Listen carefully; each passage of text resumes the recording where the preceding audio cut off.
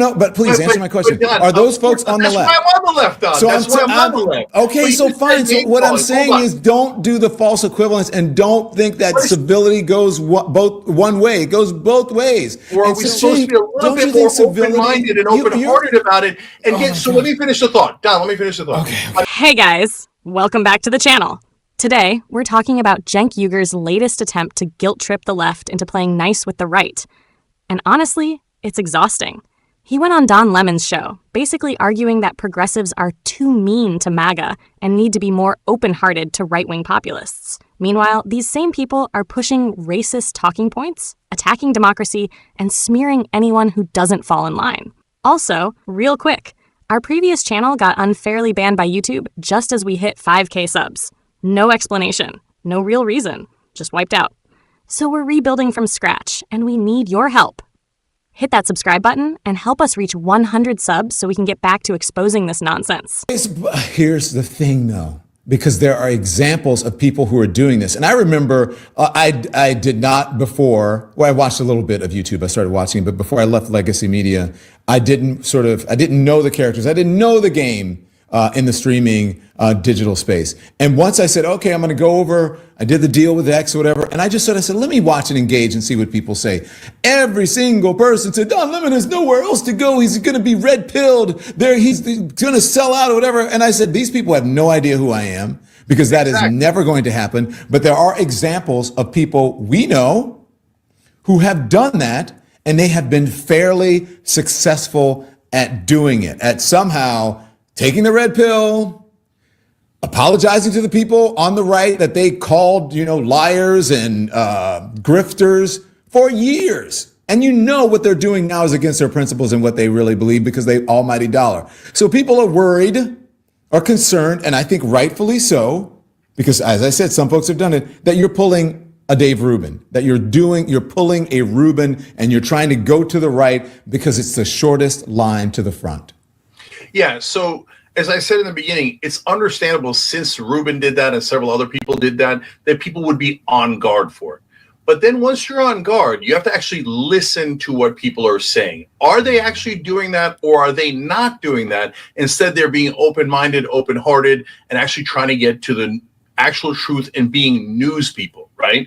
So in the case of Dave Rubin, he went from, I'm on the left and, I'm going to stand up for LGBTQ rights, et cetera, to going on Fox. He's a whole different person. I knew Dave Rubin back in the day when he had remember on Sirius, he had a gay radio show on Sirius. He'd asked me to come on, his boyfriend, and even, hey, I made a deal with Bonobos. Would you like some Bonobos stuff?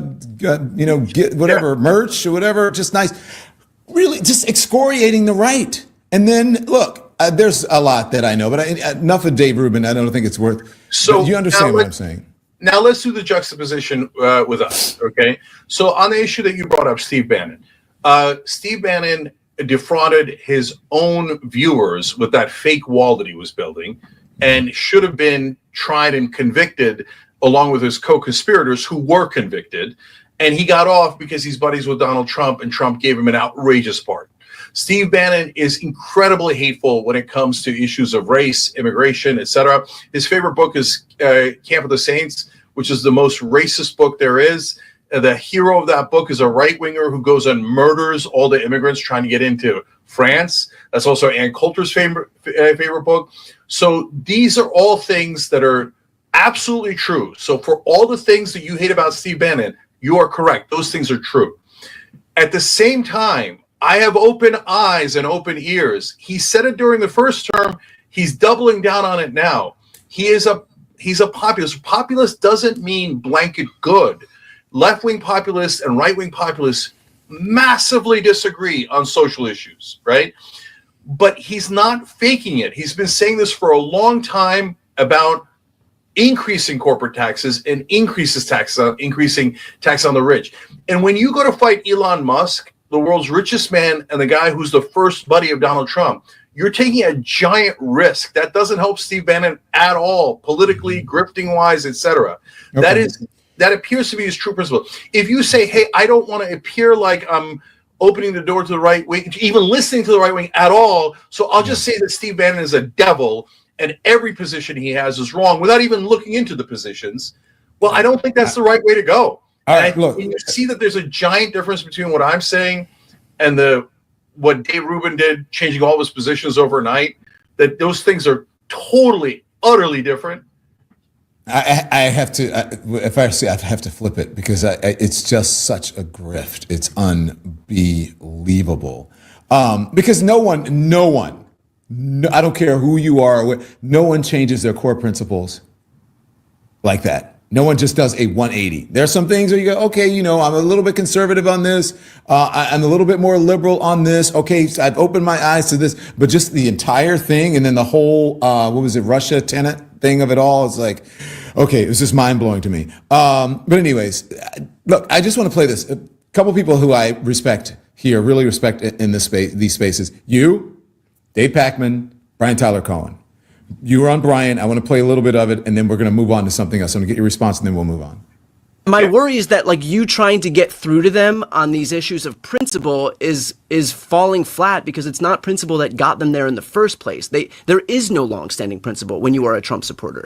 Cenk Uygur is playing defense once again, acting like the concerns about his right-wing outreach are totally misplaced. He acknowledges that people see his moves as pulling a Dave Rubin. That classic pipeline where a once progressive voice suddenly starts cozying up to conservatives, apologizing for ever calling them liars, and magically discovering that maybe the left is the real problem. And yet, Cenk insists he's totally different. The problem? His own logic falls apart. He admits that people are right to be skeptical because others have done this exact thing before, but then he expects everyone to just trust that he's the exception. Meanwhile, he downplays the obvious reality. The right wing doesn't actually want debate. They want loyalty. Once you start catering to their narrative, even just a little, it's a slippery slope straight into the grift. And look, we've seen this before.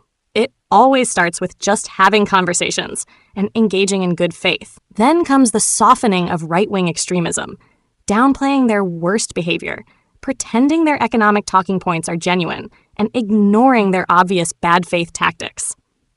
Before you know it, you're making excuses for the Steve Bannons of the world because, hey, at least he talks about taxing the rich.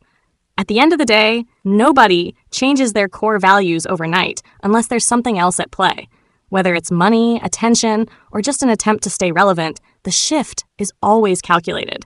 The real question is Cenk Uygur actually naive enough to think this outreach will work, or is he just laying the groundwork for his next audience? Let me know what you think in the comments. So do you believe that I believe there is no long-standing principle, not necessarily if you're a Trump supporter, yeah, because as you said, so many lies. But if you are one of these MAGA folks, if you are making excuses for, violent, really criminals storming the Capitol and being pardoned, then you have no principles. And as long as you understand that, then I think people are maybe okay or should be okay with what you're doing. You don't believe that? No, I think that you guys are talking about the 2016 and 2020 base. And if you say, well, I can't, you're saying that the base is very different in 24. I'm saying, yeah, the base is somewhat different, right? So what does somewhat different mean? Remember, Don, we're in a spectrum, right? There is no black and white. There is no hey, this is the Republican voter. There were people who voted for Donald Trump because they were worried about inflation. And they don't care about any of this other hateful stuff, blah, blah, blah. There are people who voted for Donald Trump because they think the Democratic Party lied to them. And then there are people who voted for him because they think he's a demigod. And they like the anti-immigrant talk and the anti-this talk and the anti. So it's a giant range, right?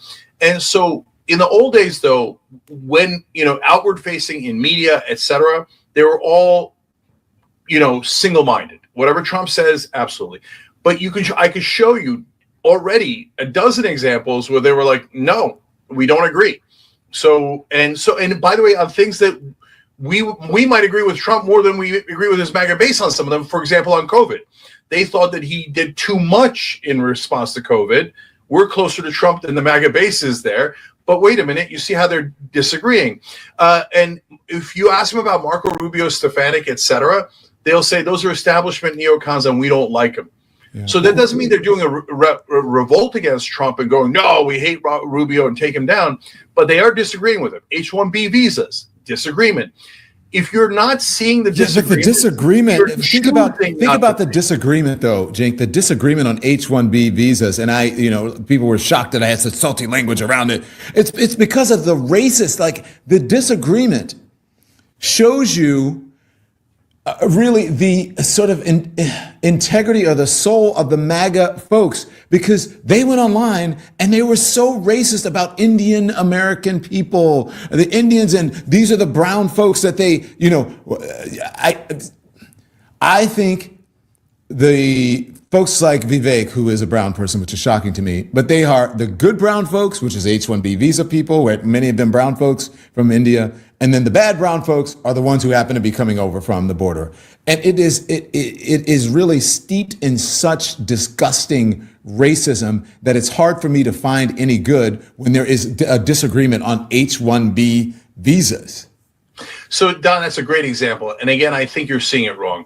And not because you're completely wrong, but because you're only seeing a part of it. So that's just such a great example. So H-1B visas, are there the racist components you're talking about? Absolutely. There's no question about it. They're not hiding it, and they just say it. Some of the right-wing media, the leaders, et cetera, let alone the followers, we don't want these Indians in the country. We don't want these immigrants, et cetera. Leanne Coulter, I would have voted for you. I can't vote for you because you're Indian. And look at what happens to the two Indian candidates from the MAGA presidential election. Basically, they're outcasts now. They don't want them. Yeah, it's a little bit more complicated than that, because Nikki Haley and Vivek are very different, and they don't like Nikki Haley because she's establishment, and Vivek is super annoying. But that's a different thing. Both will say anything to be president. Yeah, anything to get ahead. Yeah. So, but on H-1B visas, it's complicated because there's a lot of progressives. Like, again, we come to, wait, who's the left, right? So we've changed none of our policies, and I think that we represent the great majority of the left-wing voters.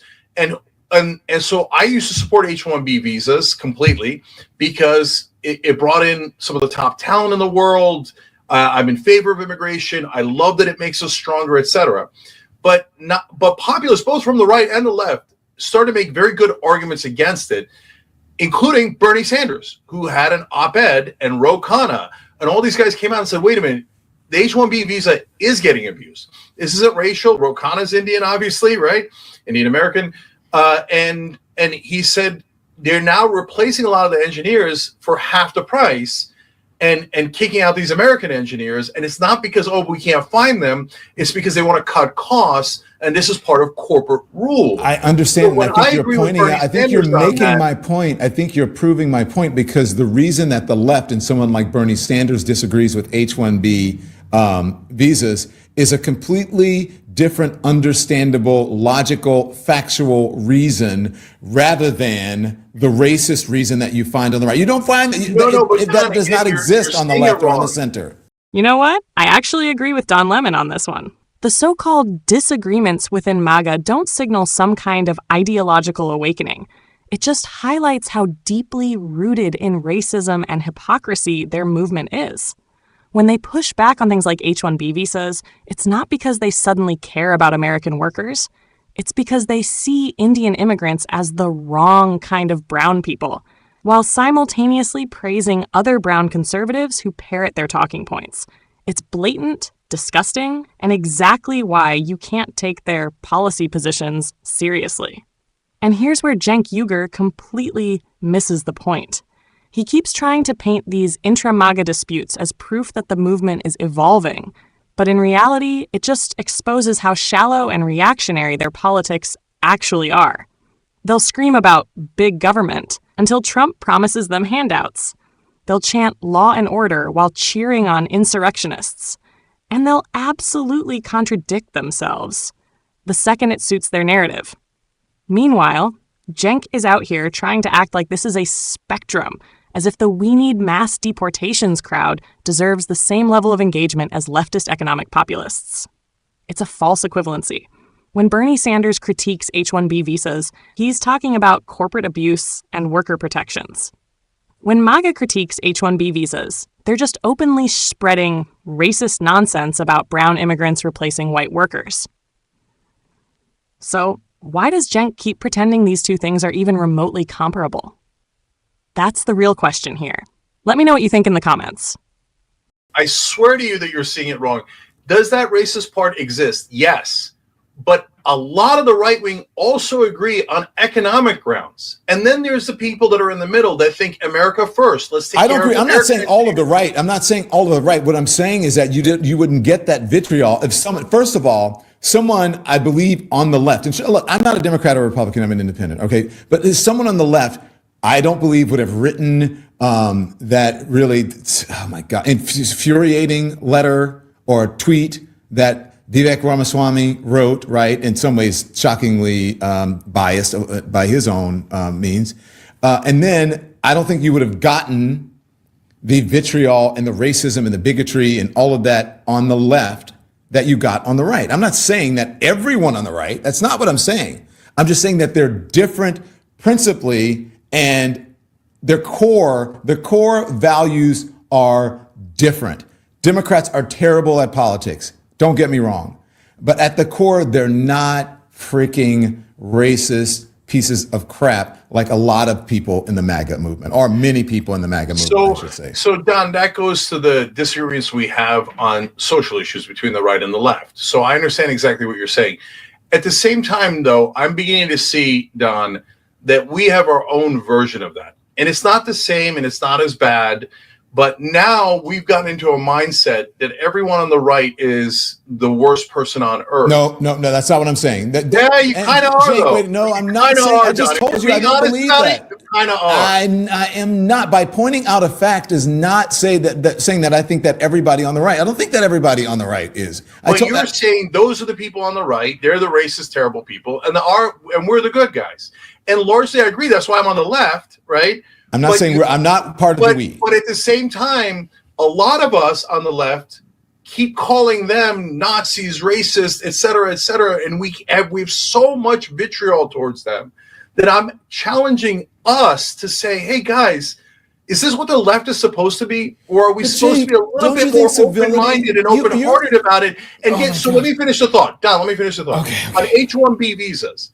So it's okay to say, hey, these group of people are being racist about it. They say it. We're against Indians, we're against other races, etc. But it's also okay to say no, but there's also a portion of the right wing that agree with us that the H-1B visas should be reformed on economic grounds. They're coming to Bernie Sanders. Bernie Sanders is not going to them. And if they come to Bernie Sanders, for God's sake, take the goddamn win. Okay. But our side goes, no. The minute that it's a right-winger, they're the devil. They're the racist. I don't want anything to do. But they're saying yes. Okay. Please take yes for an answer on the limited things that they are saying yes to. Okay. And unfortunately, a lot of people on our side are actively rejecting yes for an answer on policies we fought for our whole lives. And Don, it's not going to happen on day one. Trump's not going to turn it like, oh my God, I'm an angel. I don't care about money or anything about it. No. We have to try to get to that right-wing populist base that agrees with us on economic issues and unite to create enough pressure on Donald Trump, Elon Musk, etc., to maybe get to the right things on a couple of issues. All right, I get it. Okay. Couple things. Number one, it's not us. I'm not a Democrat. I'm not a progressive. Okay. So I'm looking at this from, I believe, a center left, sometimes center right perspective. Okay. The other thing is that, yes, I agree with you that you have to work together. But I believe what you're saying is a false equivalence. And I think civility goes both ways. And so you're asking for I believe that you are asking for this sort of patriotic civility that you've got to be nice, you've got to work with people, when the folks on that side don't want to work with the other side. And they are the ones, they are usually hang on, please. They are ones that's usually the name callers. They are the ones that are using the bigoted language. They are the ones who are, I'm not saying they're all Nazis, but there are neo-Nazis. All of those people that you mentioned, the neo-Nazis, are they on the left, Cenk? No. Okay. Are the people who are calling, the Indian Americans, and I don't mean Native Americans, I mean Indian Americans like Nikki Haley and Vivek, are they on the left? So Are no, they, no. But please answer my question. Don, Are those folks on the that's left? why I'm on the left, Don. So That's why I'm on the left. okay, But so you fine. said So name what I'm calling. saying Hold on. is, don't do the false equivalence, and don't think that civility goes both one way. It goes both ways. And so I believe until those folks start being civil to the people who are on the left, then you have to meet them with their own energy and stop saying, okay, and then I want to work with you guys, and okay, let's kumbaya. Dumption. Don Lemon is absolutely right here. Cenk Uygur is out here begging for civility and open-mindedness, while completely ignoring who actually refuses to engage in good faith. He's acting like the left is the problem, like progressives are just too mean for not wanting to hold hands with people who literally call Indian Americans bad immigrants, while praising other brown conservatives as the good ones. That's not a policy disagreement. It's straight up bigotry. And Cenk's whole argument is built on false equivalency. He keeps saying that leftists should embrace right-wing populists because some of them agree with Bernie Sanders on economic issues. So what? That doesn't erase the fact that these same people are pushing authoritarianism, racism, and attacks on democracy. The populist right is still the right. They're still voting for leaders who back corporate tax cuts, union busting, and billionaire giveaways. They just like to pretend they're anti-elite when it suits them. And here's the most frustrating part. Civility doesn't go one way. Cenk wants progressives to be the bigger people, to reach out, to work together. But the right doesn't play by those rules.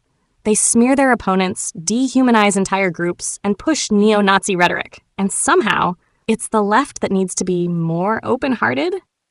Make it make sense. So here's the real question.